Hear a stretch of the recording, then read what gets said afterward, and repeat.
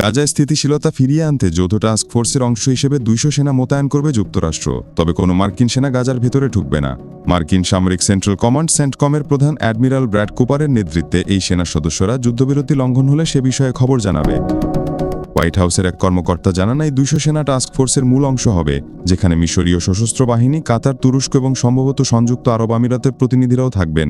গাজায় সংঘর্ষ এড়াতে ইসরায়েলি বাহিনীর সাথে সমন্বয়ের কাজ করবে তারা।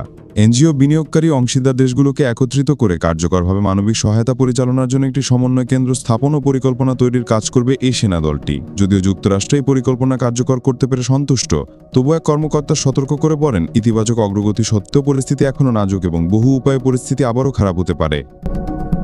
আহত নিহতদের ভিড়ে শান্তির ঝলক। 2023 সালের 7 অক্টোবর থেকে গাজায় টানা ধ্বংসযজ্ঞ চালিয়ে যাচ্ছে ইসরায়েল। এই সময় 2 ধাপে মাত্র 2 মাসের কিছু বেশি সময় যুদ্ধবিরতি ছিল। বাকি সময় হামলায় 67,000-এর বেশি ফিলিস্তিনি নিহত হয়েছেন, আহত হয়েছেন প্রায় 1,70,000 মানুষ। যুদ্ধবিরতিতে দুই পক্ষে রাজি হওয়ার খবরে গাজার বাসিন্দারা যেমন আনন্দ উল্লাস করছেন, তেমনি হামাসের হাতে জিম্মি থাকা ব্যক্তিদের মুক্তি পাওয়ার সুযোগ আসায় ইসরায়েলও চলছে আনন্দ উদযাপন। এদিকে টাইমস অফ ইসরায়েলের খবর অনুযায়ী উপত্যকা ইসরায়েল ডিফেন্স ফোর্সের অভিযানও বন্ধ করা হয়েছে, অর্থাৎ আগামী 24 ঘন্টার মধ্যে গাজায় যুদ্ধবিরতি কার্যকর হবে।